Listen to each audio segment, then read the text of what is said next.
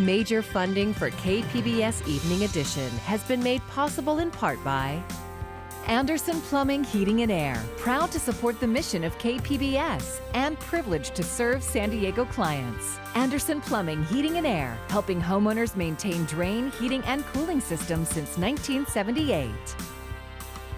And by the Conrad Prebys Foundation, Darlene Marco Shiley, and by the following.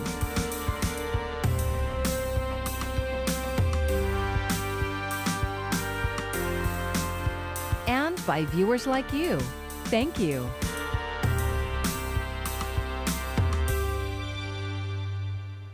Good evening. It's Thursday, August 12th. Thank you for joining us. I'm Maya Trabulsi. It had to happen. With COVID cases skyrocketing, new testing sites are popping up around the county. And today, lines of people showed up hoping for peace of mind. Our coverage begins with North County reporter Tanya Thorne. North County Lifeline in Vista is one of the newest stations where people can get COVID testing.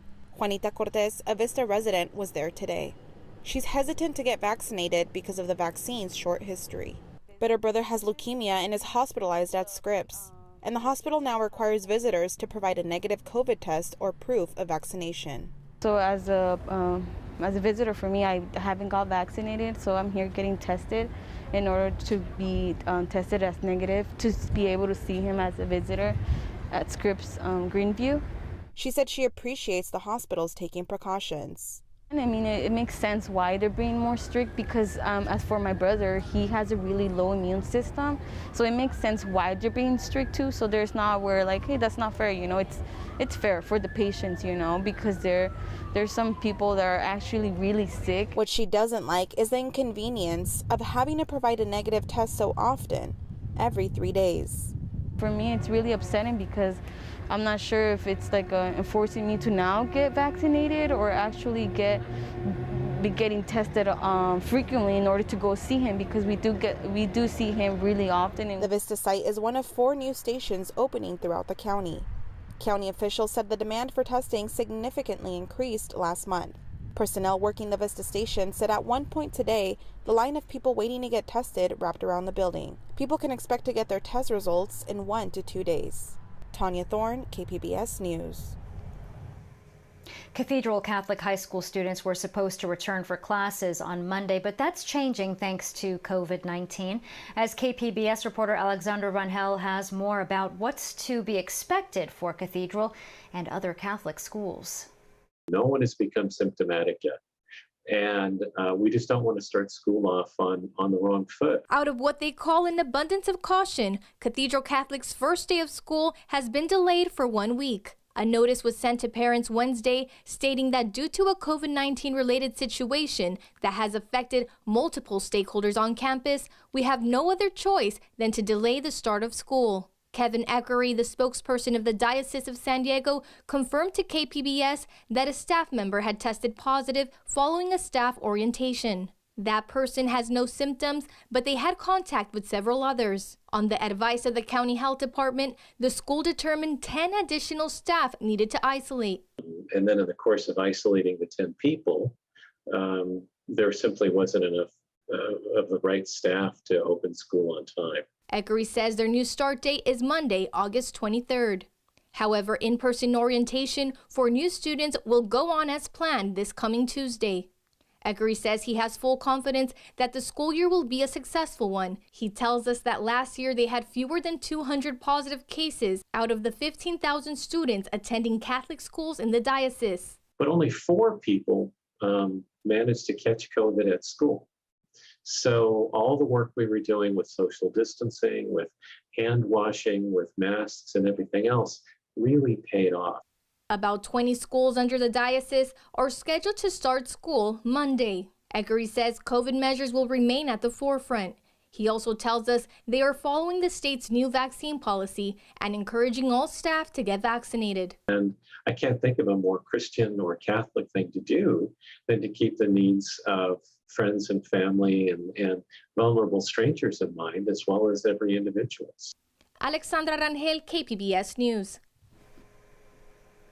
As coronavirus infections increase in San Diego, so do related hospitalizations. Today, another 1,216 cases were reported, along with 46 hospitalizations.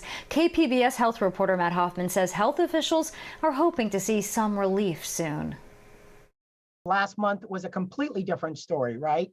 And this month is a much worse story. Just a month ago, there were around 100 coronavirus patients hospitalized county-wide, and that's been steadily increasing, now topping out to just over 500 San Diegans. The vast supermajority are unvaccinated. Scott Evans is CEO of Sharp Grossmont Hospital, which is caring for around 65 coronavirus patients. It's a far cry from the winter surge where the hospital had around 180 patients, but overall numbers are not trending in the right direction. We're really worried about the winter. We're always extremely busy in the winter, and it feels like the winter in August in terms of our census and our number of patients. And so if we do not get some reprieve in terms of really limiting those number of COVID exposures and COVID hospitalizations, then we do fear that the winter will be very difficult. Hospital staff are also feeling the increase. In the beginning, we had a shortage of PPE or N95s or isolation gowns or gloves, and now I'm kind of worried we're on a shortage of resilience. Andrea Muir is a registered nurse at Sharp Memorial Hospital and is also a union rep for more than 5,000 Sharp healthcare workers. They're tired. It's not only physically demanding and mentally demanding to take care of these COVID patients, along with the other patients that we are normally taking care of. Muir is asking for the public's help to reduce the burden on the hospital system. Make sure that we have sufficient staff to take care of people that need us. And the way that you do that is by doing your part. And if all you can do for this pandemic is making sure you're distancing and masking and getting vaccinated if you possibly can, then that's what you need to do. Because we can't do our job if there are not enough of us. She says one of the toughest parts about her job is trying to help patients that don't believe the virus is real and are resisting care, even as they fight for their lives. When people need to be in the hospital for this, it's because if they went home, they wouldn't survive. It's not that, it's better if you go in the hospital. They need the care. Current hospitalizations are about a third of what they were during the winter surge, but with the widespread availability of vaccines, health officials say many of them are preventable. Matt Hoffman, KPBS News. Mayor Todd Gloria signed off on a $293 million infrastructure plan. It calls for upgrading roads, stormwater systems, parks, recreation facilities, and libraries, as well as purchase much-needed public safety and waste management equipment. The money will be spent over several years. A recent report by the independent budget analyst found an overall infrastructure funding gap of $3 billion over the next 5 years. This is not easy stuff. In terms of how do we get our entire system to where we want it to be, that is a continuous process. The second you improve one street, you got to go back to the last street you did and repair it there, right? What San Diegans are observing is the failure to maintain our existing infrastructure well. The list of needs and spending is long, but when it comes to public safety, $41 million will be used to purchase 34 heavy-duty fire trucks. Most communities will receive some type of infrastructure project and funding. Parklets helped a lot of businesses survive pandemic shutdowns, but a Chula Vista business owner says his Parklet was unfairly targeted for removal while his neighbors kept theirs. Here's KPBS reporter Melissa May. 3rd Avenue in Chula Vista is lined with businesses, including the Chula Vista Brewery. While others have parklets with additional outside seating, Chula Vista Brewery does not. Owner Timothy Parker took it down earlier this week under orders from the city. Now he's pursuing a claim against the city, saying he was treated unfairly. Yeah, I just really want to ask the city to be fair and treat every business equally and give us all the fighting chance to survive. Parker had previously purchased a permit back in August 2020. The claim states the city has unlawfully demanded the business to remove its outdoor curbside and sidewalk seating areas that were in place for approximately 1 year. Attorney Cliff Dover filed the claim on Parker's behalf. There were other businesses up and down 3rd Avenue here that were told that their outdoor seating arrangements were grandfathered in. However, the Chula Vista Brewery was not afforded that same accommodation, and we just want to know why. Just down the block from Chula Vista Brewery, 3 Punk Ales has a parklet of its own. Kevin Lewis is a co-owner and the head brewer. We're good friends with Tim and all of them. We always help them out where we can. It's a unfortunate situation. Dover says Chula Vista Mayor Mary Salas and the city attorney have agreed to meet with Parker in the next couple of days. He hopes that a resolution can be reached and Chula Vista Brewery can put its parklet back up. Melissa May, KPBS News. After months of delay, the U.S. Census finally released the first batch of 2020 demographic data. States and cities need these numbers to draw new district boundaries. KPBS race and equity reporter Christina Kim has more on what the data shows. In San Diego County, the white population is shrinking, but it still makes up the largest racial and ethnic group. Latinx people are the second largest group.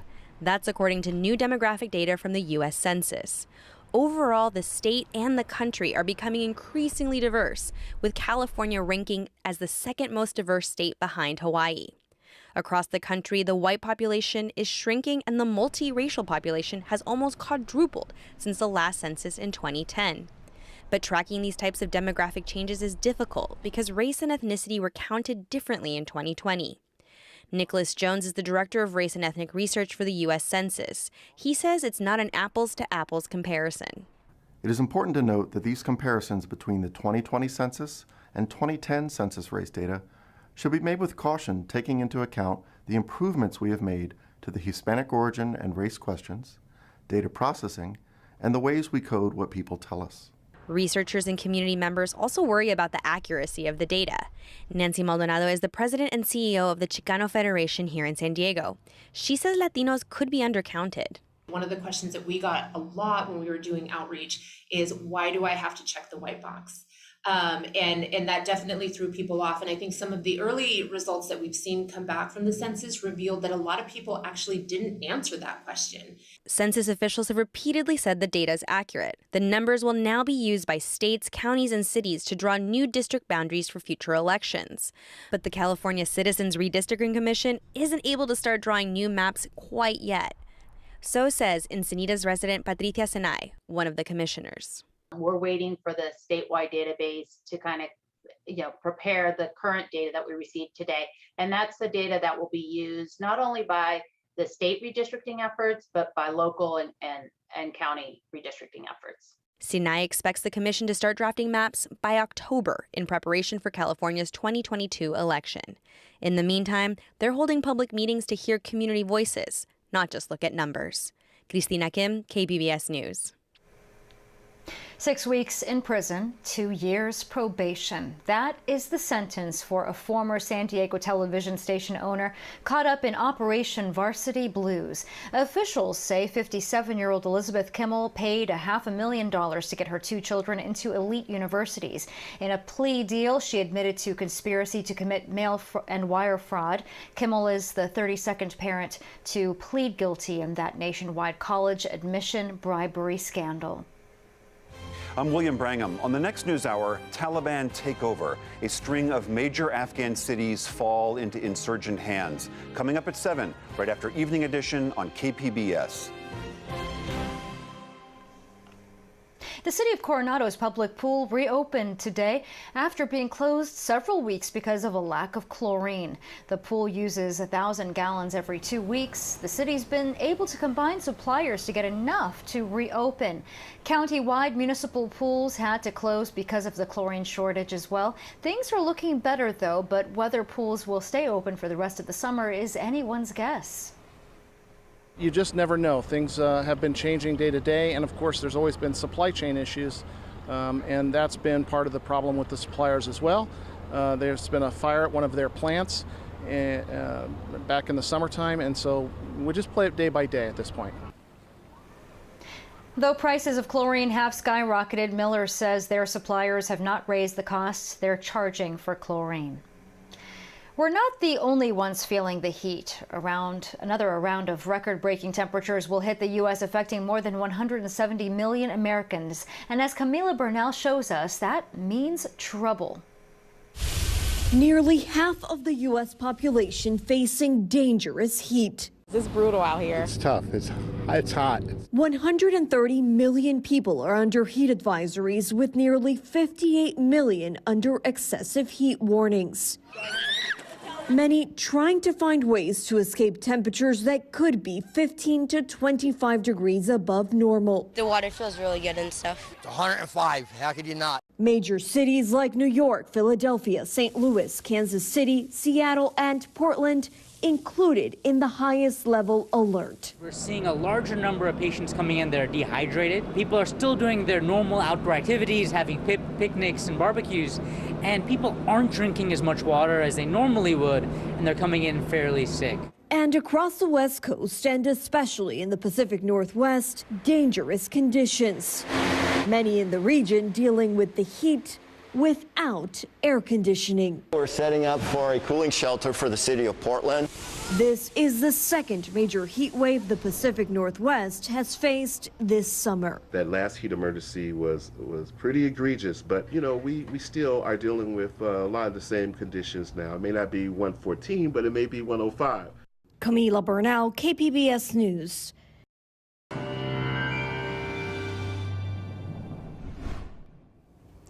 Marine layer, it's going to be limiting at least the next couple of days. We're not going to see it a lot out there, but we will find those warmer temperatures as more clouds kind of work in from the east. We're talking about some shower chances for some of the mountains, and maybe in the week to come, we could get some a little bit closer to the coast.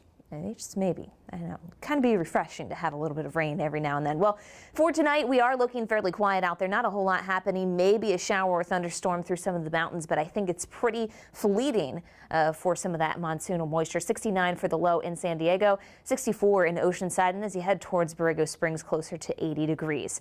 Futurecast actually shows here it does look to be fairly quiet again. Could there be a shower or a thunderstorm briefly for the evening hours? A possibility, but mostly we're just noticing as the clouds creep in from the east, it kind of keeps the marine layer a little bit farther offshore, and that's going to be kind of the trend heading into the weekend. So Friday, basically the setup here is that monsoonal moisture still kind of taking hold here across parts of Arizona, New Mexico, and starting to creep into Southern California. That's where we're seeing some of those impacts out there. So as you look across the region here, San Diego, 84-year high heading into tomorrow. Mount Laguna holding on to the mid-70s, not quite getting a shower or thunderstorm through tomorrow. The bigger question, though, could we see it heading into the weekend? Notice everything keeps inching a little bit closer here, so I do think there's that better chance of some extra clouds or a shower or thunderstorm through the mountains heading into the weekend. Notice coastline here, we're really quiet, fairly bright as we head through Friday and Saturday, maybe a few extra clouds then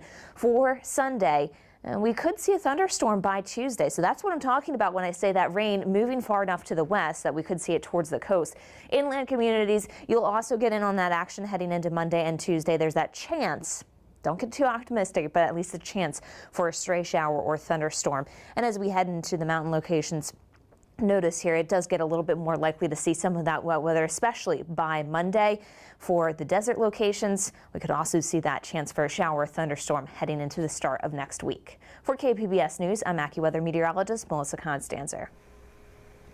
The Old Globe had planned to stage Hair back in 2020, but the pandemic forced the production to be postponed. Now the 60s rock opera will mark the Globe's return to live performances. KPBS arts reporter Beth Accomando says that the play may actually be more relevant now. By the end of 1968, audiences seeing Hair had also witnessed race riots spreading across the U.S., widespread student protests, debate over the Voting Rights Act, the founding of the Black Panther Party, and the Stonewall riots.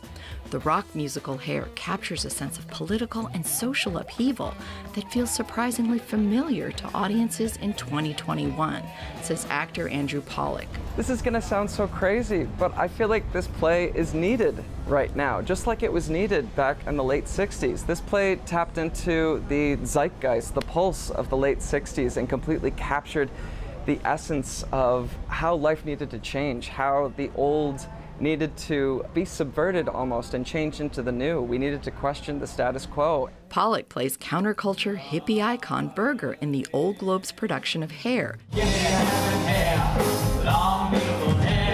right now, what we want to do and what we want to share with everyone in this world and everyone who sees this play is that there is still a chance to always change and better ourselves. Embrace all of our differences, embrace the diversity and beauty of this world. But Hare is very specifically set in 1968, as actor Tyler Hardwick points out. You have a bunch of 18-year-olds who are being drafted and the government is deciding what their life is going to be. And in most cases, their life was ending in Vietnam. Yet the play's message is timeless, says director James Vasquez. Every generation is going to have a fight, and every generation is going to want to make the world a better place. And that's ultimately what Hare is about. It's a group of young people who come together fighting for change and fighting for better. In fact, Vasquez says it's very important to keep the play firmly in its period setting. Well, you know, I think it's important to keep it in 1968 because I think it's important to show humanity that we have continual opportunity to improve, and we don't always take that opportunity. So it's a little bit of a smack in the face and reminder that we have work that we still need to be doing. The play has almost 40 musical numbers, and each is like its own protest moment, adds Vasquez. Everybody steps forward at some point with something that is vitally important to them that they need to share. I don't want to be a dentist or a lawyer or an IBM machine or a bum. You're definitely going to have messages of Black Lives Matter.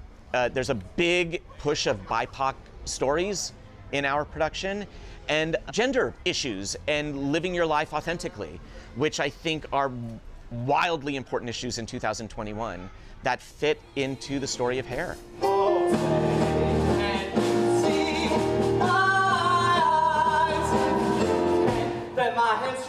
Hare stirred controversy when it opened because there was onstage nudity, a character urinated on the flag, and lyrics addressed racist stereotypes as well as sexual freedom.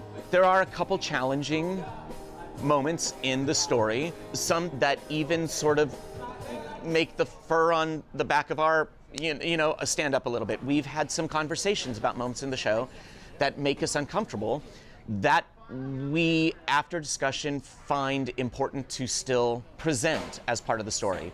I will say the urination on the flag is no longer in the script. We found other ways to make comments on what it is to be an American today. But the nudity remains. And so the moment of nudity is just that.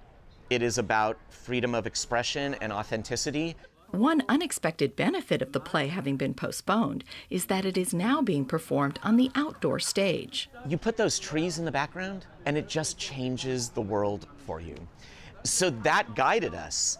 I mean, we really set our world in a park, a corner of a park, that our collective takes over. We've graffitied messages of hope and love all over the stage.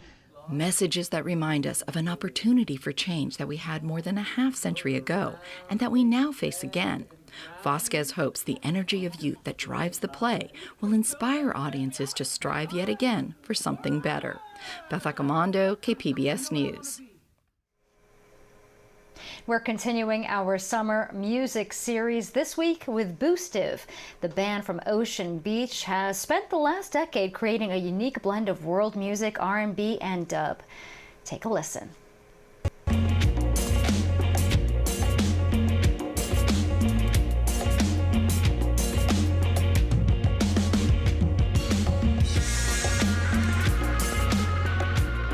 I would describe the Boostive sound as a mix of roots reggae and dub, golden era hip hop, down tempo electronic, and just some jazz influences as far as horn section goes. And our rhythm sections burst in African and Latin rhythms, so it's a nice blend of kind of everything that inspires us. The unique part about Boostive is kind of what we said before, there's so many different parts, and with a lot of bands that you see with our configuration, they have a lead person, one lead person, and then everybody has their roles. And Boostive, we all have our roles too, but it's kind of like every single part of the band is the lead at different times. And that's super unique because not a lot of bands are powerful enough and confident enough to do that, or maybe don't believe in every member as equally as Boostive does.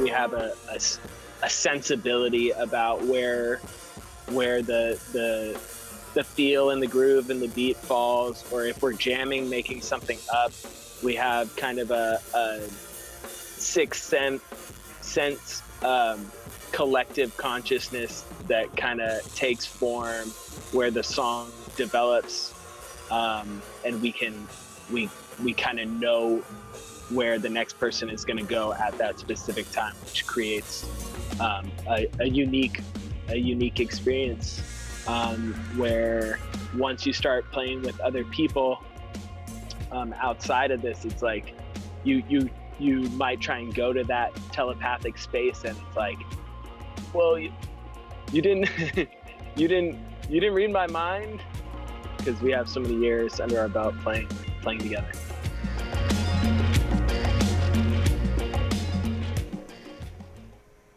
You can find tonight's stories on our website, kpbs.org. Thanks for joining us. I'm Maya Trabulsi.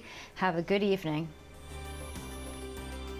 Major funding for KPBS Evening Edition has been made possible in part by Anderson Plumbing, Heating and Air, proud to support the mission of KPBS and privileged to serve San Diego clients. Anderson Plumbing, Heating and Air, helping homeowners maintain drain, heating, and cooling systems since 1978. And by the Conrad Prebys Foundation, Darlene Marco Shiley, and by the following: